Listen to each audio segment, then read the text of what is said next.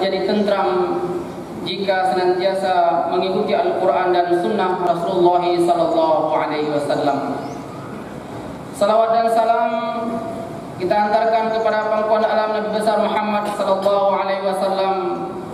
Rasulullah sallallahu alaihi wasallam pemberi pencerah, pemberi petunjuk kepada kita, kepada para sahabat, para tabi'in, para tabi'in, kepada mutaqaddimin dan ulama mutaakhirin, kepada guru-guru khatib yang berhadir di masjid yang mulia ini dengan keikhlasan telah mengajarkan khatib ilmu sehingga khatib memberanikan diri untuk berdiri di hadapan jamaah sekalian.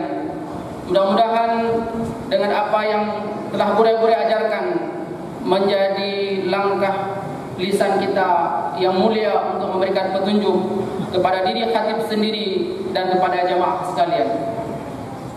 Hadirin sidang jamaah Jumat yang mulia, dalam khutbah singkat ini khatib mencoba untuk menguraikan sebuah buku atau sebuah kitab yang kita kutip dari sebuah kitab yang berjudul At-Tarbiyah 'Abra Tarikh. At-Tarbiyah 'Abra Tarikh bermakna pendidikan dalam lintasan sejarah. Buku ini, kitab ini ditulis oleh Abdullah Abdul Daim yang mengajarkan kepada kita bagaimana perkembangan pendidikan mulai pada fase awal dunia pendidikan itu dimulai hingga era modern. Khatib mencoba untuk mengulas beberapa hal penting yang menjadi ciri dari uraian kitab ini sehingga bermanfaat bagi perkembangan dunia pendidikan pada masa sekarang ini. Yang pertama, bahwa dalam dunia pendidikan itu, lintasan sejarahnya, pendidikan itu dimulai pada fase awal yang beliau sebut dengan fase At-Tarbiyah Al-Badaiyah. Artinya pendidikan itu dimulai pada fase-fase awal dunia pada saat manusia itu mengenal budaya.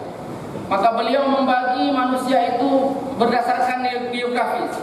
Artinya pendidikan itu berkembang berdasarkan geografis sampai pada era Islam.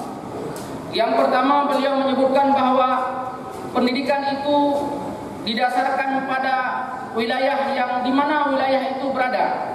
Contohnya pada masa At-Tarbiyah Al-Hindiyah, pendidikan orang-orang Hindu itu berdasarkan basisnya adalah strata sosial masyarakat. Artinya mereka itu ada beberapa strata masyarakat dan setiap masyarakat memiliki pendidikan tersendiri yang berbeda antara kasta-kasta tersebut. Kaum muslimin sidang jamaah Jumat yang dimuliakan oleh Allah Subhanahu wa taala. Fase pendidikan atau wilayah pendidikan yang kedua yang diungkapkan dalam kitab tersebut adalah At-Tarbiyah ladai Bani Israil. At-Tarbiyah atau pendidikan di mana yang ditetapkan atau diberikan kepada Bani Israil. Kaum muslimin sidang jamaah Jumat yang dimuliakan oleh Allah Subhanahu wa taala.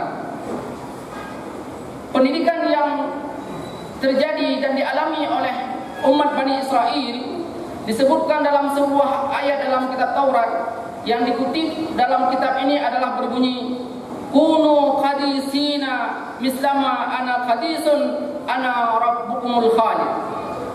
Ini doktrin yang dibangun oleh orang-orang Bani Israel, bahwa dalam sebuah ayat Taurat mereka menyebutkan bahwa jadilah kamu orang-orang yang suci seperti halnya aku suci, aku Tuhanmu yang kekal.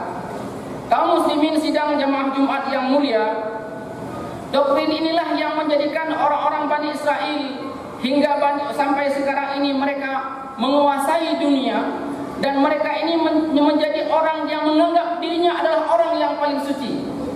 Dan inilah yang membawa mereka sampai sekarang ini hadir, karena mereka punya doktrin bahwa mereka adalah orang yang suci. Kemanapun mereka pergi, mereka akan menghadapi bahwa mereka adalah orang-orang yang suci.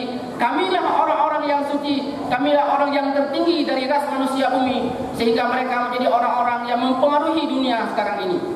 Kaum muslimin sidang Jumat yang mulia, apa yang kita dapat ambil dari ungkapan ayat Taurat ini, bahwa mereka itu punya sebuah doktrin yang mungkin kita akan membentuk menjadi sesuatu yang membanggakan diri kita.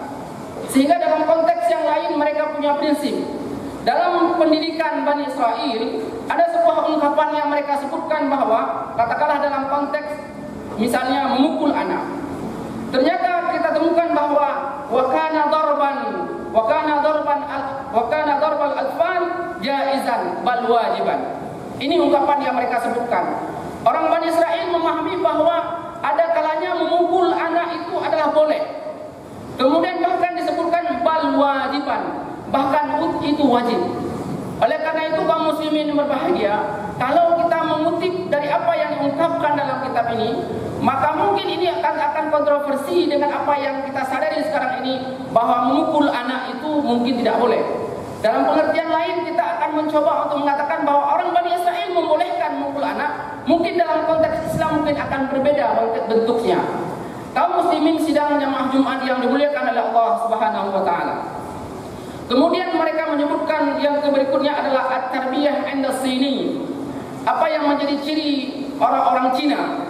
Orang Arab menyebutnya bahwa orang Cina itu punya sesuatu yang berbeda dengan pendidikan lainnya. Apa basis pendidikan orang Cina atau doktrin yang diberikan kepada orang Cina? Mereka menyebutnya dengan at-taqalid al-mawruthah. At-taqalid al-mawruthah ini maknanya adalah bahwa orang-orang Cina mendidik anaknya itu dengan tradisi yang diwariskan. Makanya orang Cina kalau kita melihat, kalau kemanapun dia pergi, kemanapun dia, maka dia tidak membuang tradisinya. Kalaupun mereka ke Aceh, maka bahasa Cinanya mereka tidak akan tinggalkan. Kalau kemah sewadai mesti kadang-kadang wadai kaya Banda Aceh matang bahasa Aceh itu Bali. Namun inilah ciri mereka membanggakan Cina mereka itu, sehingga kemanapun mereka pergi, mereka bangga dengan Cinanya. Kaum muslimin sidang jemaah Jumat yang dimuliakan oleh Allah Subhanahu wa taala. Kemudian disebutkan lagi beberapa lintasan sejarah bagaimana doktrin pendidikan orang Yaban, at-tarbiyah 'inda Yaban. Dalam pendidikan orang Jepang itu dikenal dengan ada sebuah tradisi yang disebut dengan Meiji. Meiji ini adalah sesuatu yang menjadi doktrin bahwa mereka itu sebuah punya kekuatan, dan dengan kekuatan inilah mereka yakin mereka akan menembus angkasa, akan menembus semuanya, akan mengalahkan umat-umat yang lain dibanding dengan umat yang atau mereka anut sebagai seseorang yang mereka merasakan diri sebagai seorang Jepang. Ini kaum muslimin sidang jamaah Jumat yang mulia. Kemudian dalam kitab ini juga disebutkan beberapa aspek bagaimana perkembangan bangsa Yunani yang dengan filosofnya, yang dengan beberapa tokoh Aristoteles dan beberapa tokoh Plato yang menjadi guru-guru filosof pada saat sekarang ini. Kemudian yang terakhir yang mereka menjadi ciri pembeda buku ini dengan buku lainnya adalah bagaimana menyebutkan generasi pendidikan pada era Arab, at-tarbiyah 'indal Arab. Ada sesuatu yang membedakan ketika Islam masuk, ketika Islam datang ke bangsa orang Arab. Mereka menyatakan bahwa diri mereka itu punya tradisi pendidikan yang di awal tadi Khatib sebutkan at-tarbiyah al-badaiyah. Artinya orang-orang yang mereka itu belajar dari tradisi-tradisi mereka. Namun ketika Islam datang, berkembang sesuatu yang berbeda dengan dalam masyarakat mereka itu, lalu muncul sebuah asumsi bahwa man la syaikha lahu fala dina lahu. Ini sebuah doktrin. Barang siapa yang tidak punya guru, maka tidak ada agama bagi mereka. Wa man lam yakun lahu ustaz fa imamuhu syaitan. Barang siapa yang tidak memiliki guru, maka gurunya atau imamnya adalah syaitan. Ini adalah sebuah tradisi yang merubah perilaku orang Arab, sehingga pada saat sekarang ini dan mungkin juga kita memiliki sebuah tradisi bahwa seorang pelajar itu dia harus memiliki guru. Kemudian juga dia juga harus memiliki ustadz yang artinya dia sebagai orang-orang yang membimbing dia. Dia harus memiliki sekolah dan dia harus memiliki orang tua. Jadi al-ustadz, at-tilmiz, al-ab, yaitu usrah, guru, dosen, bahwa kemudian ada ustadz, ada keluarga. Ini yang menjadi doktrin orang Arab sehingga mereka menjadi negara-negara atau menjadi keluarga ketika pada masa lalu itu menjadi sebuah tradisi pembelajaran yang luar biasa, sehingga menanglah mereka atau katakanlah jayalah Islam ketika itu. Dalam kitab ini juga disebutkan bahwa pada masa dinasti dinasti Fatimiyah, walaupun mungkin dalam konteks kita bahwa gaji itu bukan tidak menjamin bahwa sebuah pendidikan itu akan cemerlang.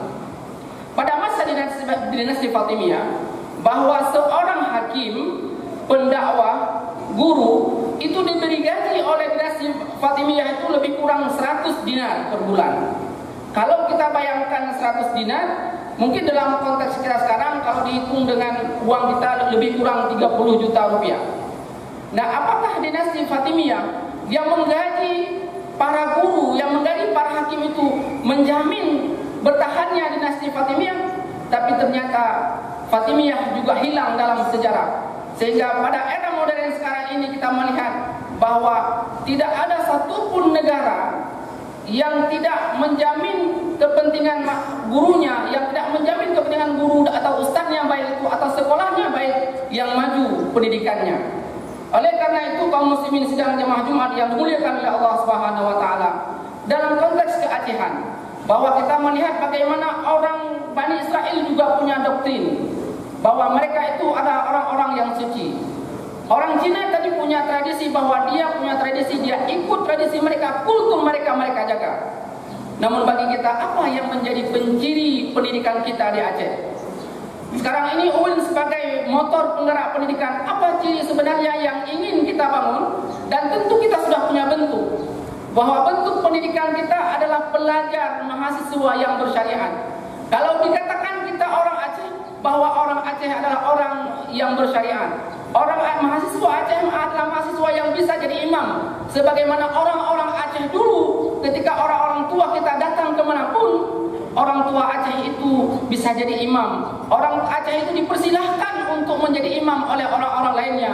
Namun apakah mahasiswa kita sekarang akan dipersilahkan oleh orang-orang nanti yang kita jumpai di luar daerah? Dia mahasiswa Aceh, dia dosen Aceh, dia masyarakat Aceh, akan menjadi orang-orang yang dipersilahkan untuk menjadi imam salat minimal sebagai penciri pembeda dunia kita. Kaum muslimin sidang jemaah Jumat yang dimuliakan oleh Allah Subhanahu wa taala. Oleh karena itu, pada khutbah yang singkat ini khatib mengingatkan khatib sendiri, marilah kita menanamkan jiwa keteladanan masyarakat kita, sebagaimana orang dulu mengatakan bahwa orang Aceh punya sesuatu yang berbeda dengan orang lain, sehingga kita menjadi bangga menyamakan diri dengan orang muslim yang Aceh. Orang mahasiswa Aceh yang muslim adalah mahasiswa Aceh yang bersyariat. Demikian khutbah singkat, lebih kurang kami mohon maaf. Barakallahu li wa lakum fil Qur'anil Karim wa nafa'ani wa iyyakum bima fihi minal ayati wa zikril hakim wa taqabbala minni wa minkum tilawatahu innahu huwal ghafurur rahim.